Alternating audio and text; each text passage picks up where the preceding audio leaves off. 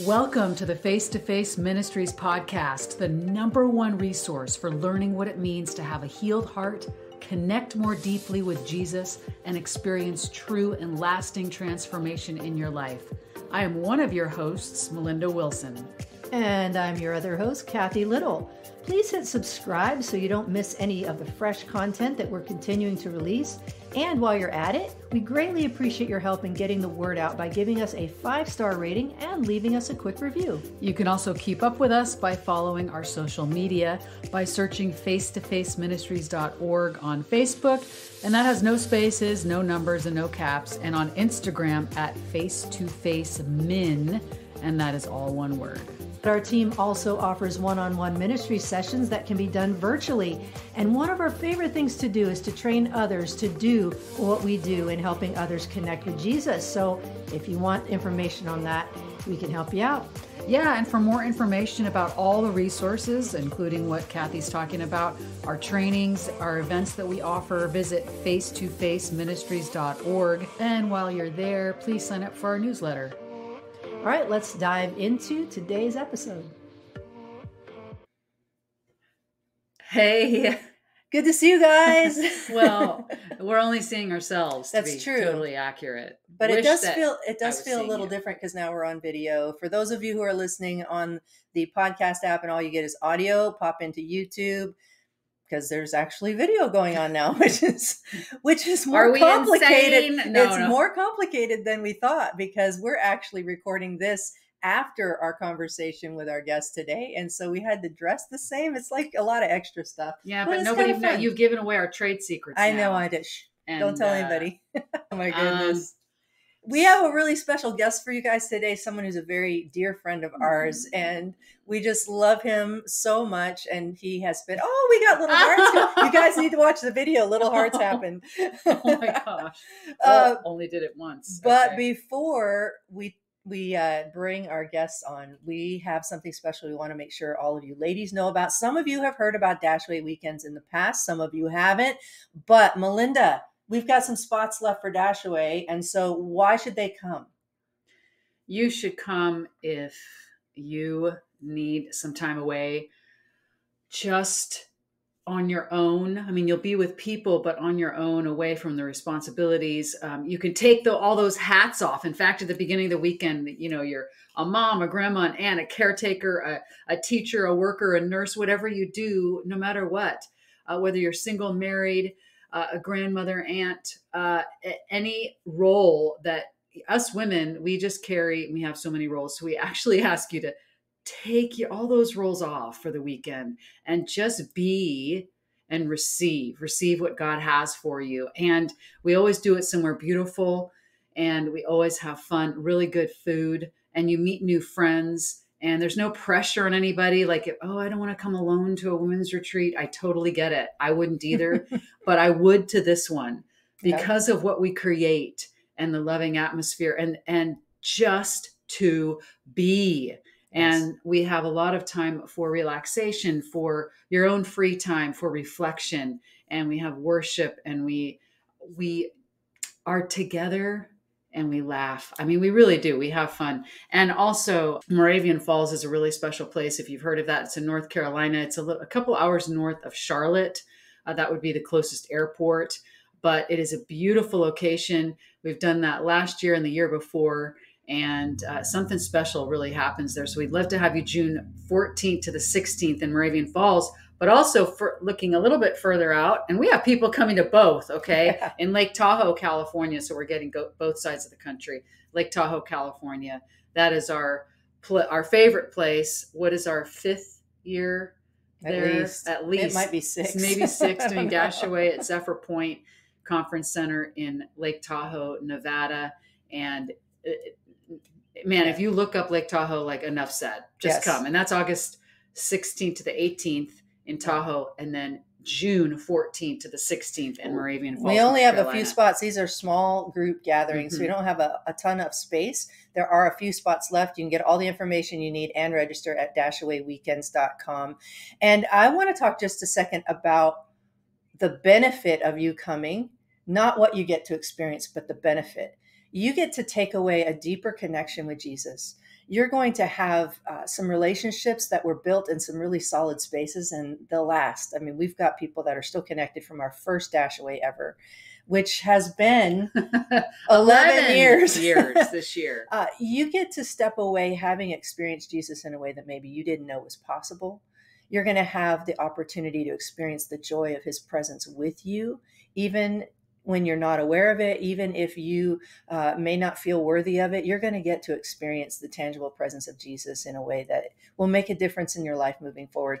So we're not just selling you a retreat that's fun. We actually are inviting you into an experiential encounter with Jesus in a way that makes a difference when you leave the retreat. And it's not going to be jam-packed with a bunch of content. It's not going to be full on schedule. It's actually built with places to breathe so that you can experience that with Jesus in the beautiful locations that we have. So Moravian Falls, North Carolina is about an hour and a half north of Charlotte. Come join us there. That's the one coming up quick in a few weeks. And we have just a few spots left. And hey, if you have a group of ladies, like 6 people, like, hey, these are all my besties, come together to that one. You need to talk to us because we have our registration set up a little different for that. But there's space for you guys to have like your own party room, your own group room. We could have 6 people in this one party room. And right now, we don't have that available on the thing because not everybody wants to share rooms with strangers. But if you want to come together as a group, please let us know. We would be happy to accommodate you. So we have one of our favorite people today. Who do we have? I'm going to do the heart thing again. William Paul Young, yes, author Paul. of The Shack and many other books, Eve, Lies We Believe About God. Crossroads, which is going to be made into a movie, we just heard. I didn't even know that. Yeah. Ooh, mama. Yeah, and Eve is also slated for potential motion picture. So wild. Amazing book, an amazing man. And he's just such a tenderhearted. He's just so tenderhearted and carries the love of Jesus so beautifully. So without any further delay, here we go with Paul Young. I feel like I've been with you, Paul, though, listening to the podcast and hearing your journey. And I feel like you're not a stranger. I know you know a jillion people, but thank you. He's not a stranger because we've interviewed him several times. He's been in his home for crying out loud. It's true.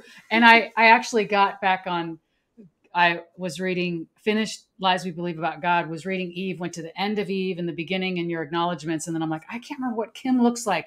I'm like, I wonder if she's on like Google or something. And sure enough, there is a picture of her.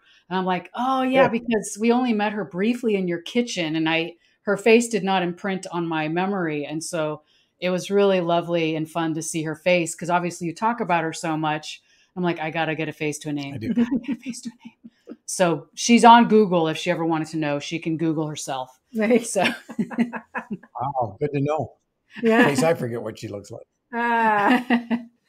Well, Paul, we're so glad that you are willing to come back on the podcast. You know, we've been on a bit of a hiatus while we've been building a training program to help people connect to Jesus, the true Lord Jesus.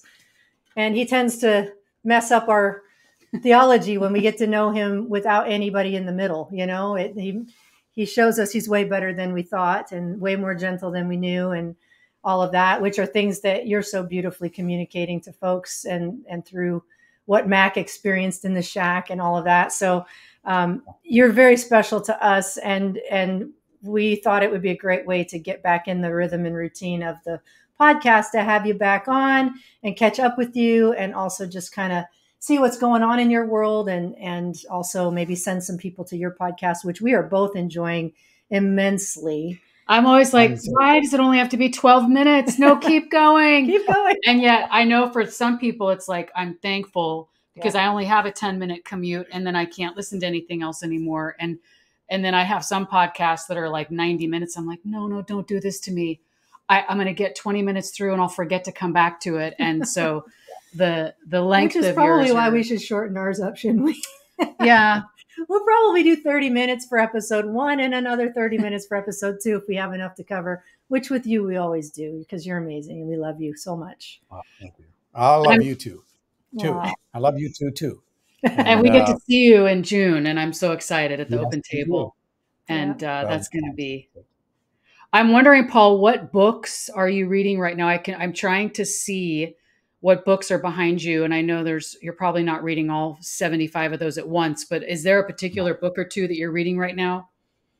So I tend to read some things that nobody else can right now because they're in the process of being published or something like that.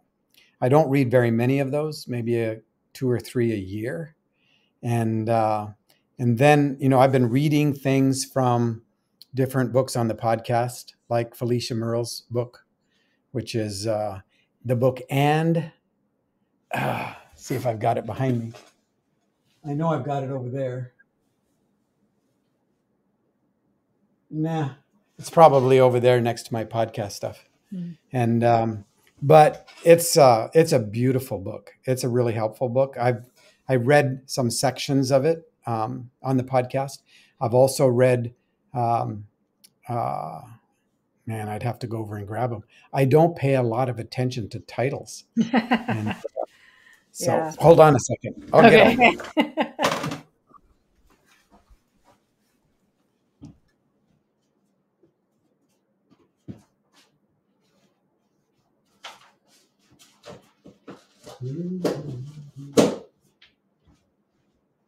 Okay, I got them.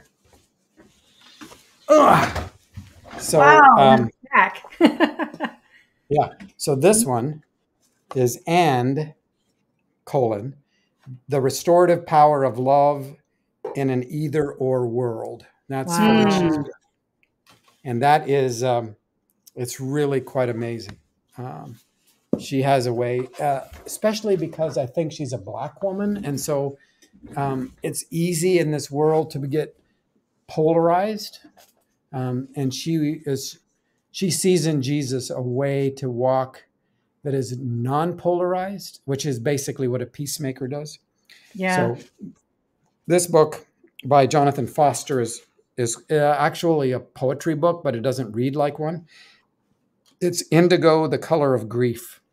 That's the one you just talked about on your podcast. Yeah, a couple weeks ago. That was really powerful stuff.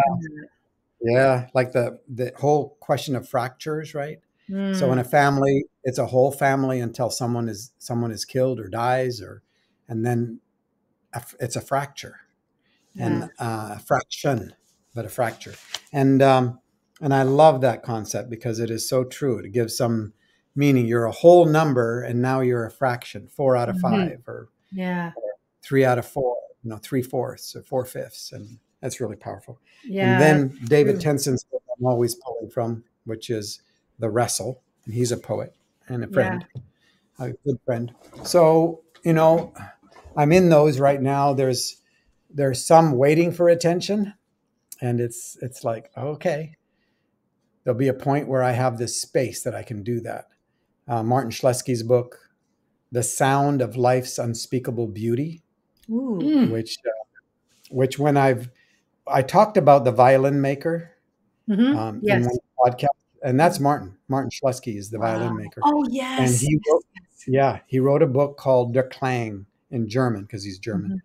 And I actually get to see him the first couple of weeks of June. I'm going to be in Germany and Switzerland. And but he is the one who's the violin maker, and the English translation is The Sound of of Life's Unspeakable Beauty. Wow. And it's a powerful little book. And it's not that little. It's a powerful book. And sometimes I'm working on theological stuff or an idea in scripture, and then I'm pulling stuff, trying to find it. And then when I'm working on stuff, I don't read anything that is related to the subject that I'm working on. And it's just like I'd rather have sort of an open mind. And then when I've done a good chunk of the work, I run into stuff related to whatever I'm working on. So it's all good. Yeah. When you say you run into stuff, do you mean that it's stuff that, I want to explore this more and perhaps do some research or writing on it? Well, like one of the books that I'm working on is the truth and ways of being human, which is the truth of who we are and the ways of who we are. That whole ontology and existential living subject, and or learning the art of living in each moment's grace, that whole concept. Yeah. And then so I'm running into things. So it takes time for a book to be published, and I have no trouble with it taking time, because and it could take a couple of years, which is the ontology book has taken a couple of years. But I need to hear something. I need to learn something so that the book is more helpful than it would have been if I didn't include it. So hey, that's pretty profound statement, that like we may not be ready to write the thing or deliver the thing or speak on the thing until we have more experiences or more connection to it or more healing in a certain area or whatever. But that's really profound, that there's some things that you have to hold and wait and be patient for, because there's things that you haven't quite caught yet that you need to have to put in it. That's pretty powerful and profound. Well, Paul, waiting is a big part of listening. Waiting is waiting is a huge part of listening. Yeah.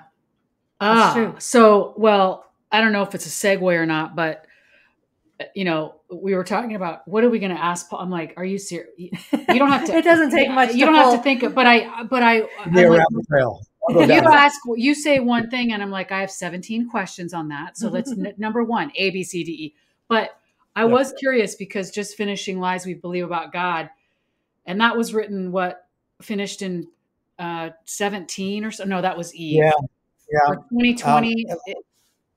It was a while ago. I don't remember. Lies was back then, and I don't remember if Eve was before Lies or Lies was before Eve. Yeah, I think Lies.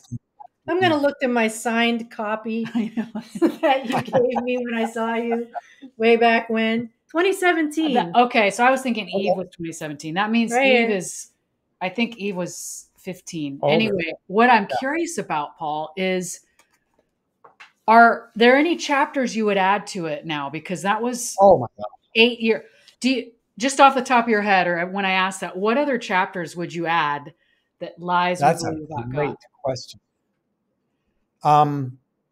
When I first wrote that book, Baxter Kruger and Bradley Jerzak and we started talking, and we going like, man, are there a lot of lies that we believe about God? So I don't know, in 10 minutes, we had like 120 of them.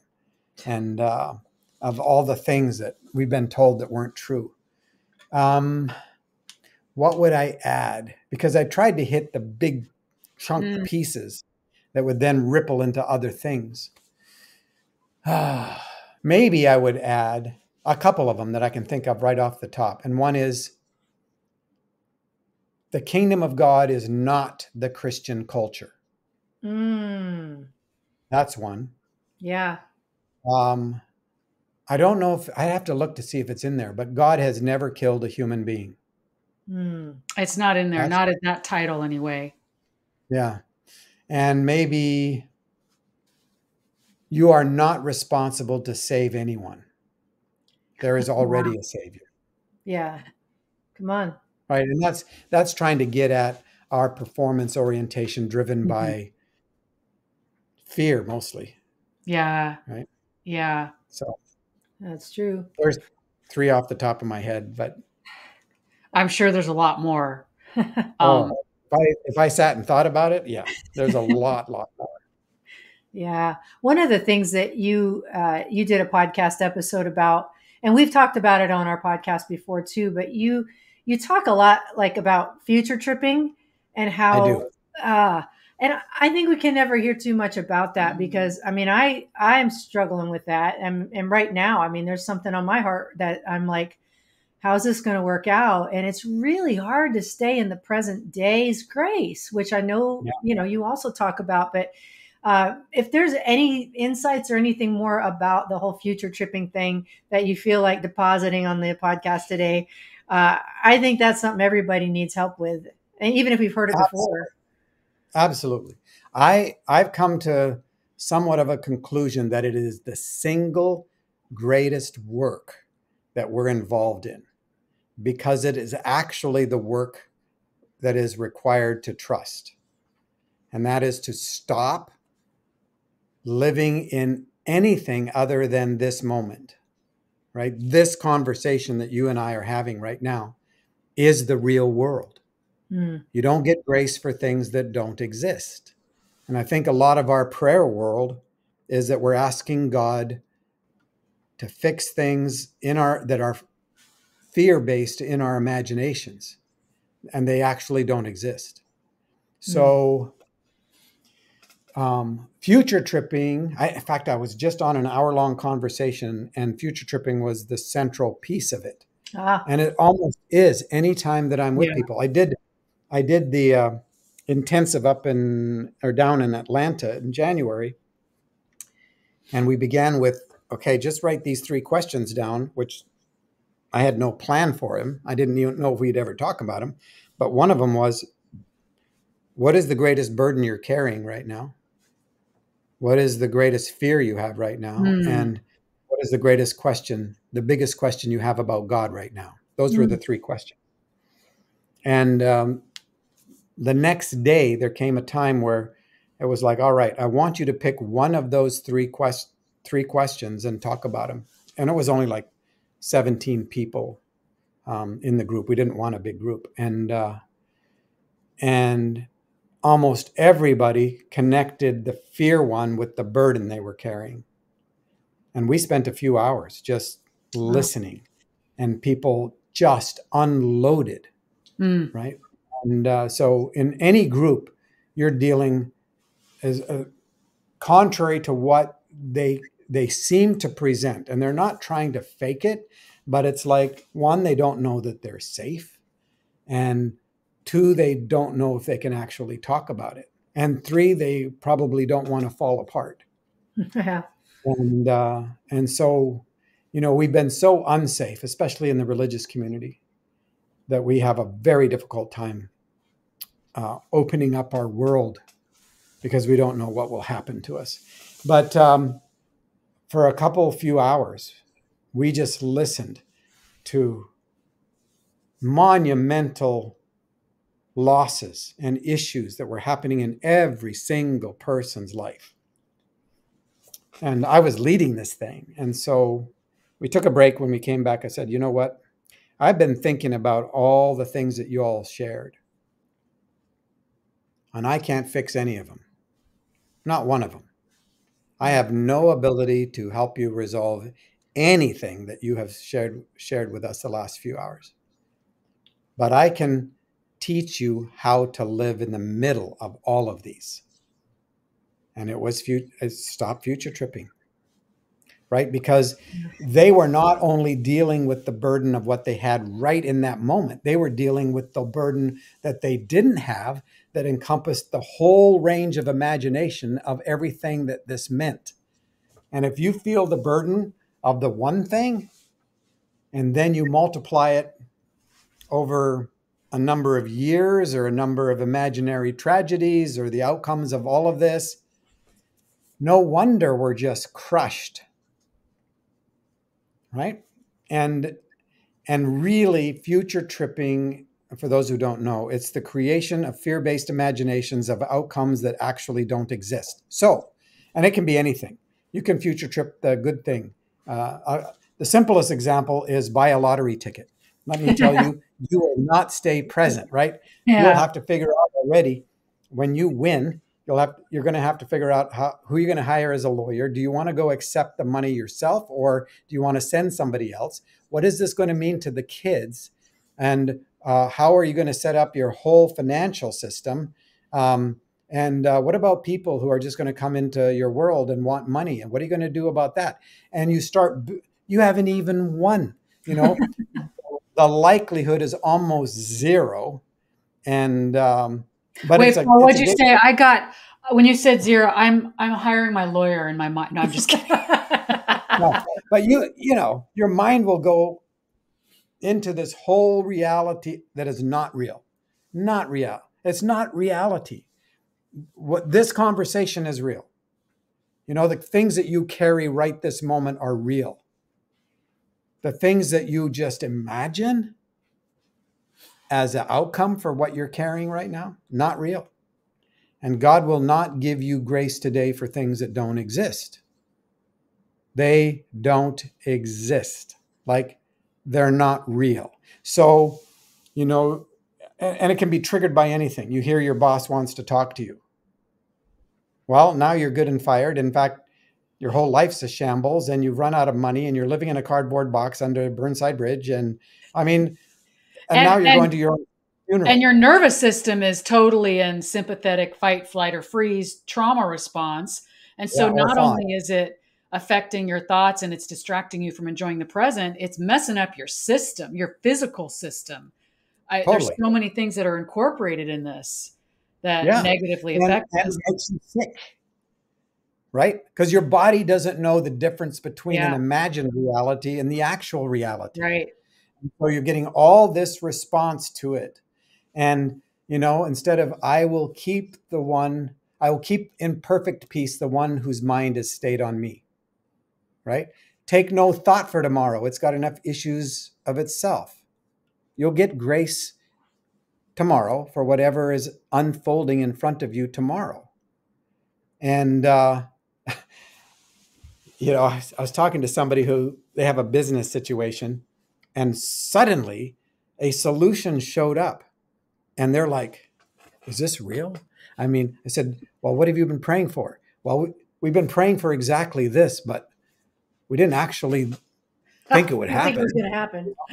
So they're already down the road in an imagination in which there was no solution that was provided inside any day. And so, I mean, this is how we have learned to live. And part of the reason we segment our world into secular versus spiritual is because we think God is the God who does things only when we are praying or doing the religious stuff. And everything else we're responsible for.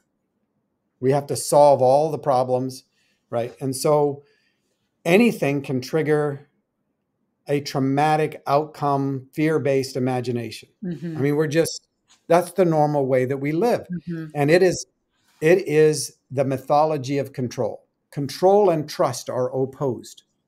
And control is mythological. You're not in control. That's why it's like, if I'm going to go build this business, always say, if God wills and I'm alive. Mm-hmm. Mm-hmm. Right? Because if you die, it really screws up all kinds of plans. And it's like, it's mythological. Trust is not mythological. It's a real response to a real relationship. Love is real. Fear is just the absence of love, right? There is no fear in love. The one who fears is not made whole in love. Perfect love casts out fear. So you just take those little combinations and suddenly you're going like, I live a fear-based, control-oriented life. I want control. I don't actually trust the goodness of God. I trust my ability to find a solution, even though there are a million variables, right? And so I've already pictured how it's going to happen. I mean, simple as somebody walks in the room, they glance in your direction, and you know everything they're thinking about because they don't like you. You're convinced they don't like you. You've imagined the conversations that they're having with other people and what they're saying about you. They may not have even seen you, but it doesn't matter, you know? And so you're already future tripping a conversation. You know, it's like, I'm going to say this and they're going to say this, and then I'm going to say this, and we're going to get in a fight. And then I'm just not going to have the conversation, right? So we've made our decisions based on fear-based imagination. And this ripples in many, many ways into our lives. So I'll give you an example. And you may have heard this already, but I have a couple of friends, a husband and a wife up in Michigan. And the husband calls me on the phone and he says, you need to talk to her because she's freaking out. I said, what's going on? He says, well, she was having some physical issues. So she went to a doctor and they came back after doing the tests and said, well, it could be one of these 4 things. All 4 of them could end her life, right? All 4 of them are serious. And that was 2 days ago. And she is freaking out. Would you talk to her? I said, sure. So I call her up, and she knows our family and our kids, and I know her family and kids. And so we talk family and kids. That's how how's your mom and them? And so finally she goes, Paul, why are you calling me? It's like unusual, middle of the week, middle of the day. Why are you calling me? And I went, oh, sorry. I was calling you to help you plan your funeral. And she goes, what? I said, yeah. I mean, who do you want to come to your funeral? What kind of music do you want? Is there any songs that you don't want sung at your funeral? Because she's a musician. And she starts laughing. And she goes, oh, you talked to my husband, didn't you? I said, yeah. She says, Paul, you know what I've been doing the last 48 hours? I haven't slept. I've been looking up information on all 4 of these things so that I can find a way to have a sense of control so that I'm not freaking out, but I'm freaking out. And I said, so how's it working for you? Obviously not. And, but it brought her to the place where then she could reconnect with the real world. By the way, none of those 4 things were the problem. It was something very simple that could be managed very simply. Oh, good. I got an email from a gal. She said, I don't know if you remember this, but you and I went out to lunch, some city. And she said, and I unloaded all of this stuff, situation that I'm in. And you said, well, is there anything that you need to do about this today? And she said, I thought about it. And I said, no. And you said, well, then pass the salt. That's and right. She said, ever since then, anytime that I start to future trip, I think, pass the salt. Because it's a real world thing that you can do actually in the moment that is not something that is generated by fear-based imagination. Yeah. And what it is trust. That's what it is. For you to not scramble and try to figure out a solution to things that you have no ability to figure out a solution for, that's distrust. And you're not present. Fear will never allow you to stay present, and it will always drive you into an imagination in which you are totally alone and there's no God. Right? There's no God. And that kind of trust drives other people nuts. Because I want some of that. Well, it's not that hard, but it takes hundreds of times at first. I was going to say, I have 2 questions, but one, I think you're leading into that.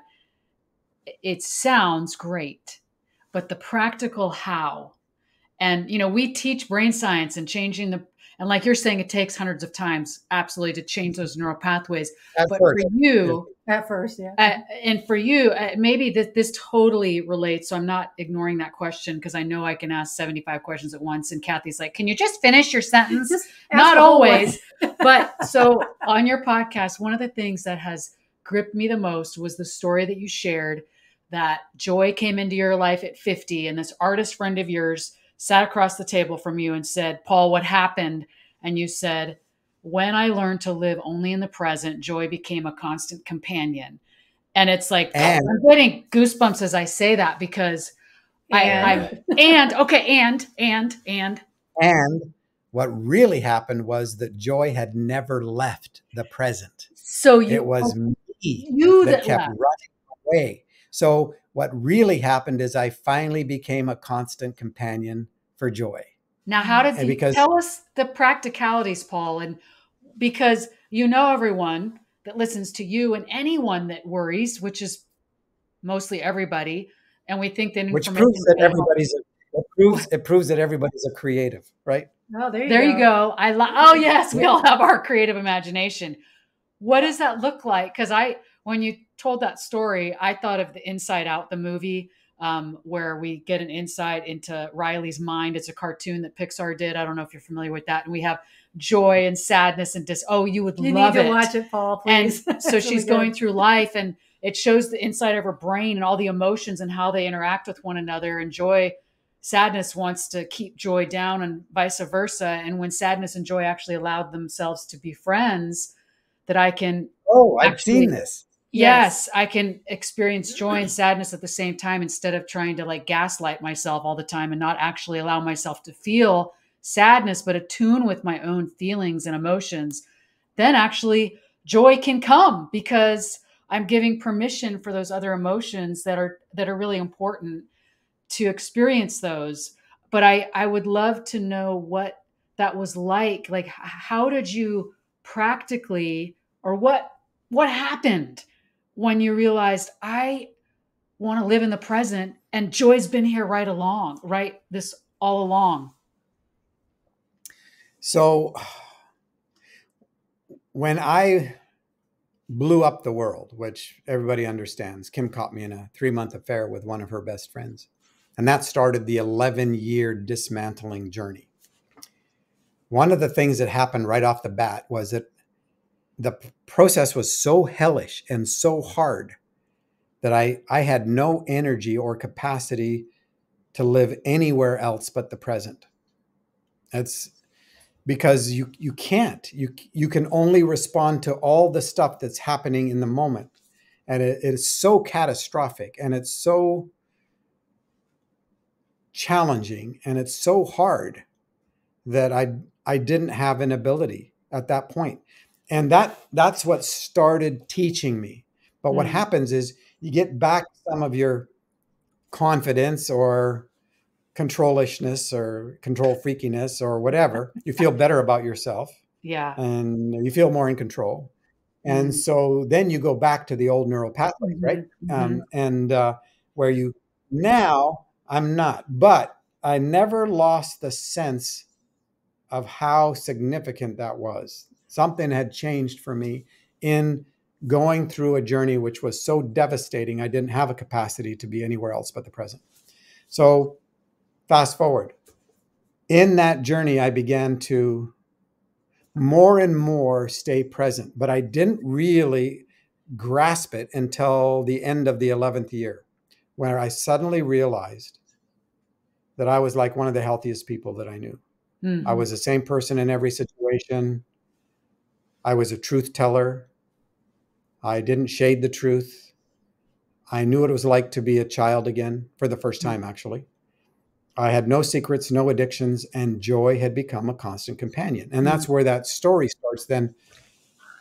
I mean, it was so surprising to me that joy became a constant companion. And that's why I thought that I'd finally done something to get joy to come from over there here at first. And that's why Thad, when we sat at the table in the restaurant and he said, what changed? You know, because I told him, joy has been a constant companion like for 6 years. I mean, 6 months, 6 months.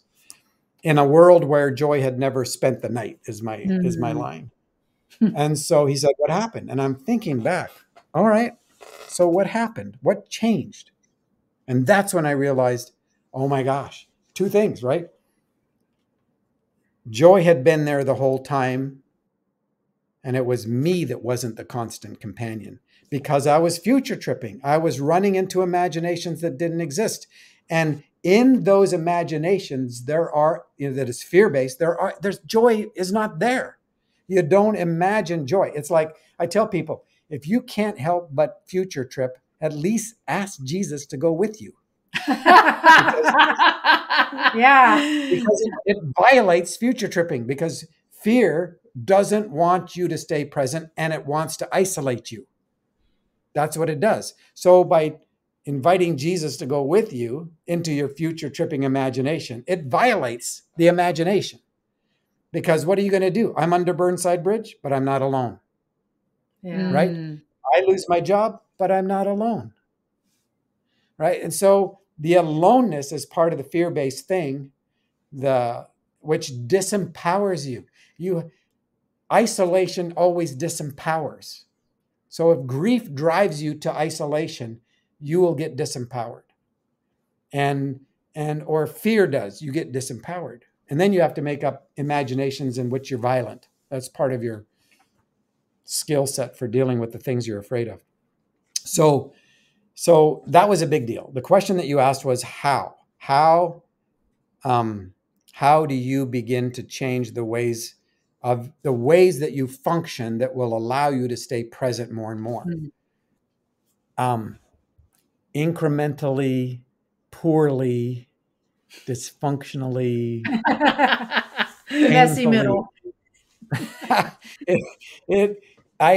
Man, wouldn't it be great if you could just take a pill and then, look, everything, I'm in the present and I know how to trust. Yeah. But trust is a relational reality.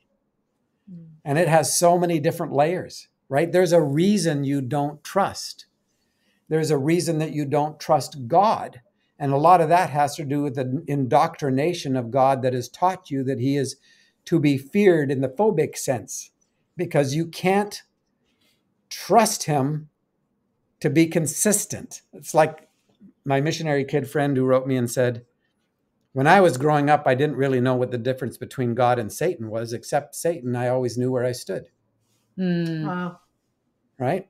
So issues of trust. If you've been sexually abused, you've been violated, you've been disinherited, you've been abandoned, all of those impact trust. And so where did you go when you couldn't trust?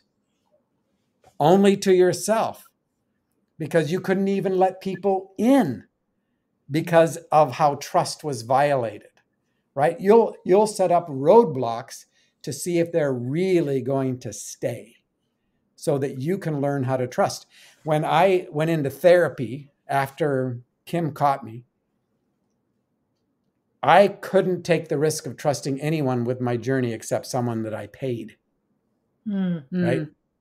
And they got paid so that I could trust them because they couldn't tell anybody else, right? And that's where I started. And then that changed over time. And those 11 years. So by the time I got to the 11th year, I finally knew how to stay present most of the time. But let me tell you, this is a human journey. And there is something so important about this conversation. And Kathy, you said it, it's like, we need to talk about this. Yeah. And we need to.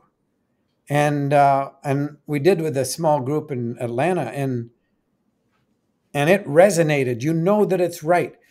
Take no thought for tomorrow. It's got enough issues of its own. Abide with me. Fear not. I'm with you. 365 times in scripture, by the way. Yeah. Take every empty imagination captive that raises itself up against the knowing of God. Trust in the Lord with all your might, and lean not unto your own understanding. In all your ways acknowledge him, and he'll direct your paths. On and on and on and on. I will keep him in perfect peace whose mind is stayed on me, not on some imagination, right? In the presence of God, there's fullness of joy. Where does joy live? Only for us in the present tense. Where is love? Only here, because this is where God lives with me, right? God does not live in things that don't exist. And when I offer things that don't exist, God's like, you're asking me to fix something that doesn't exist. I can create a universe out of nothing, but I'm not attracted to what you're saying, And it changes everything. And like you hear, I can get triggered. I can enter into the fears of those around me. When somebody else starts freaking out, it's easy for me to freak out with them. It seems like freaking out with them is an act of love. Right. Like you're in solidarity with them. And so it's really twisted up. And it's not that you don't have empathy and compassion. You do, but you don't go where they're going because it doesn't exist. Yeah. And so it becomes a different way of living. Yeah. So I had a freak out earlier today. And so this is really, really pertinent. It's what? Since we're confessing. Since we're confessing. Yeah. And it's easy to do. It is easy to do. And when you feel so overwhelmed and overloaded and you've got all this fear about, well, is this going to work? Is it going to be successful? Is there going to be a good return? Am I wasting my time? and wanting to control the outcome and wanting it fixed. And there is just no easy path. And you do have to trust. And it's hard to do when you look at what seems very concrete. Even today, there's some things that look like, oh, this is not looking good today right now. And wondering how that's all going to work out. And so this is much today for me. you did something when you said, today it's not looking good. I wonder how that's all going to work out. Right.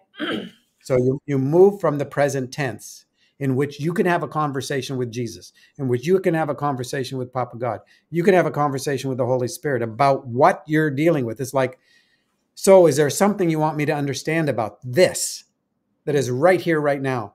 And is there anything you want me to do about this? Yeah. Even down to the point of, are you still here? Do you still love me? Yeah. Are you still in me? I mean, those are real, honest prayers, but they only happen in the present tense. In that imagination, God's not there, so you're on your own. And you're giving values to the outcomes that don't exist. Right? If this happens, then everything's okay. Yeah. I mean, even that, right. The imagined outcome, if we get this many people or this much money or this, then I'll be okay. And it's that, I years ago, I remember hearing someone say, don't say, I can't wait till, like, even if it's something we're looking forward to, because I have a lot of things I get excited about and look forward to. And I love putting things on the calendar, like going to the Redwoods or going to Yosemite. And I can't wait. I've actually changed my language because that even pulls me out of the present from I cannot wait, but actually I am waiting and I need to wait. And I'm just thinking about the future. And I feel like we can future trip even for positive things. Of course, it helps us that doesn't have the horrible effect, but it still takes me out of the present reality to say, I can't wait till that comes. And like you said, Paul, like, well, if God wills and I'm alive in August, I'll be doing this. And we can make those plans. And I remember what you said about, like, we make the plans, but it's like we hold them loosely and are open to pivot if other things happen. We still have to obviously buy the plane ticket or whatever, but of course. It's so I've told you about my God shelf that is in my inside house. In the inside house, I have a God shelf, right? And it's for those kinds of things. It could be for somebody gives you a prophetic word about something you're going to do somewhere, you know. If you're young, not like me anymore, but if you're a young person and they hear a prophetic word, the first thing they want to do is to make it happen. Mm-hmm. Frankly, that's why we have a war in the Middle East, is because the first thing Abraham did when he was told he was going to have a kid is he tried to make it happen. And so, you know, first thing Eve did when she was told that she would have the seed that would crush the accusation against the character of God was she tried to make it happen. And so it could be a prophetic word. It could be a plan, right? It could be to start something. It could be any of the things that are prompted or are real nudges. I wrap them up in a really nice little box that they came in, put the ribbon back on it, and put it on the God shelf, right?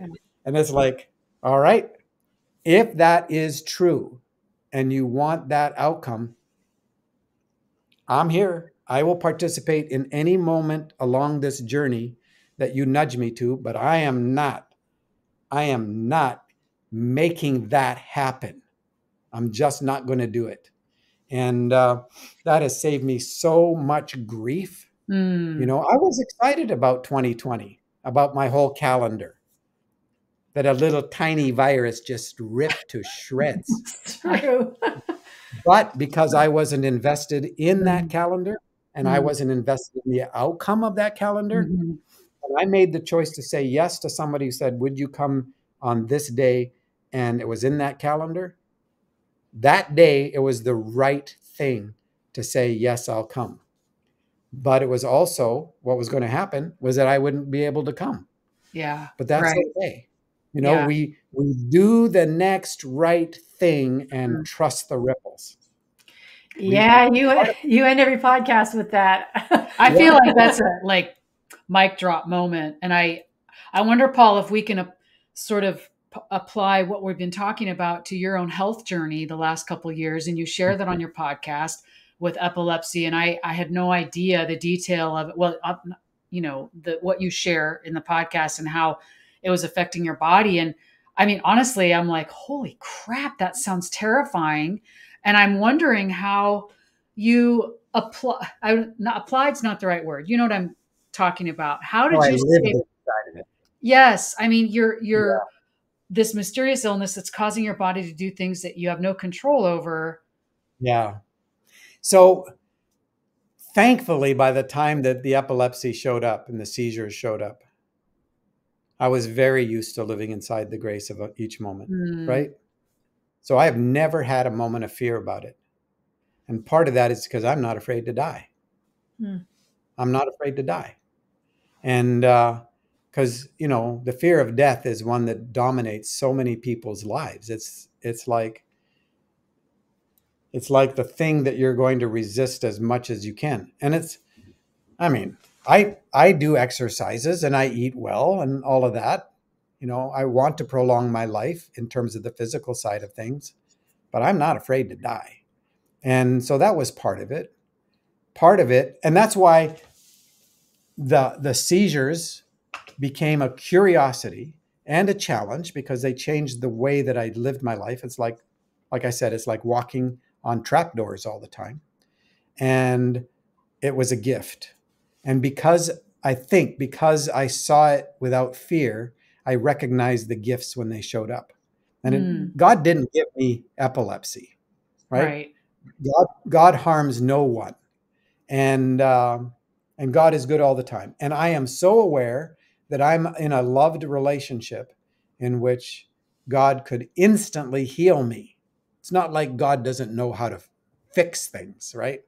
And so he built them, he can fix them.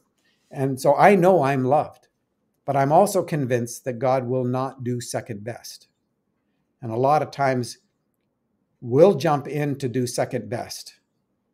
And God will go, all right, give it your best shot. I'm not leaving. I'm not doing anything, but I'm not leaving. And so right now, today, physical healing is not the best. And I can tell you some of the reasons why. I don't know all of them, but I can tell you some of them. And also, we have this thing about physical health that it's almost like it is more important than almost anything. But it kind of denies the reality of where people are really, really inside of physical loss, whether it's a body that can't function, whether it's the middle of cancer situations, or on and on and on and on. And but we think somehow that needs to be present in us, or we don't have enough faith, haven't done the right magic, whatever. All physical healing is temporary.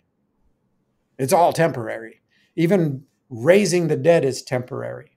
So tell me, what do you think, if you had to make a decision, what do you think would be more important? To be physically healed of a malady or learn how to stay present? One has eternal consequences and ripples. The other's temporary, right? And so suddenly I'm like, I want the best. I want the best. I don't want something that's second or third or fifth or 10th. And I absolutely trust that I'm loved. But that's taken me a long time. So again, it's not a magic pill, but I had to deal with all kinds of crap in my history in order to get to the place where I know I'm loved. And I know I'm loved even when people around me are freaking out and don't know it. And I don't hold that against them. They're bringing to the table what they got. And so I get to be, by my presence, not by my words, except if sometimes, but just by my presence, the incarnation of peace and the incarnation of joy and the incarnation of love. Just by being myself where I'm at right now. And I get to pray. and I get to hug and be with people. And today, that's the best. Today, being with you is the best. It's the best.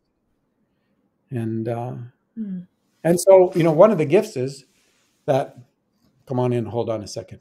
Got a granddaughter here who's going to help make some money by digging up weeds. Nice. Cool. So, but one of the gifts has been that people who are sick and who have been struck down by maladies and harms and hurts, they've suddenly realized that notoriety was a facade anyway, and that they can identify with me, or I can identify with them, right? That we're human beings who are in the middle of walking out real life, moment by moment, by moment, by moment. And yeah, this is a challenge, right? So some things have been altered. So I lost my capacity to remember names very well. That's because in my frontal lobe focal point. And so it's a challenge. So I cheat. I use a lot of clues on my phone, or I just say, I know you. Here's where it was. Here where we were. This is what we shared. Whatever.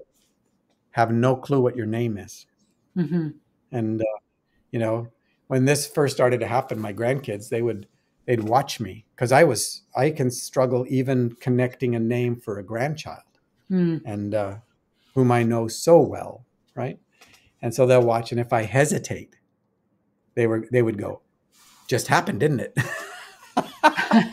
Yeah, it just happened. Yeah, but it's okay. It's a beautiful destruction of my need to be perfect. I grew up with perfectionism because I got harmed if I wasn't, according to whoever's set the standard. And so that's a gift. It also tore down more the wall between my intellect and my emotions. That's been a fantastic gift. And it's also enhanced my capacity to stay present.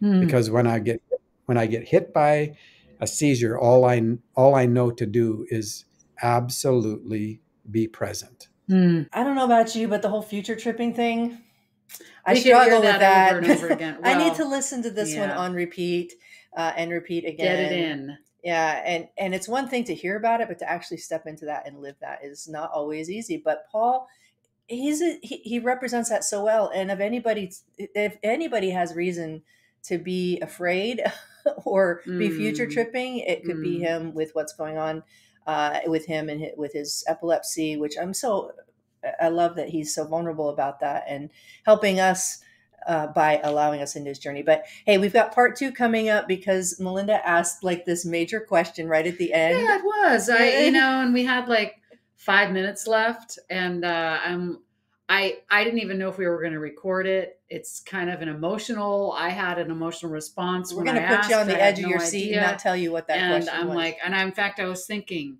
yesterday, I'm like, do I really want to put that out there? Because I started crying, and I really didn't know I was tapping into this deeper place. So part 2, yeah, we're going to do part 2 with Paul with the answer to her question. And we want to leave you wondering what it was so that you'll come back.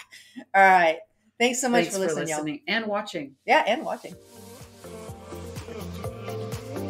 Thank you for listening to today's podcast. This is a listener-supported podcast, and if you have received value in any way from our content, we would truly appreciate you to partner with us financially, and you can do that by going to our website, facetofaceministries.org/give for tax-deductible giving. Thank you so much and have a wonderful day.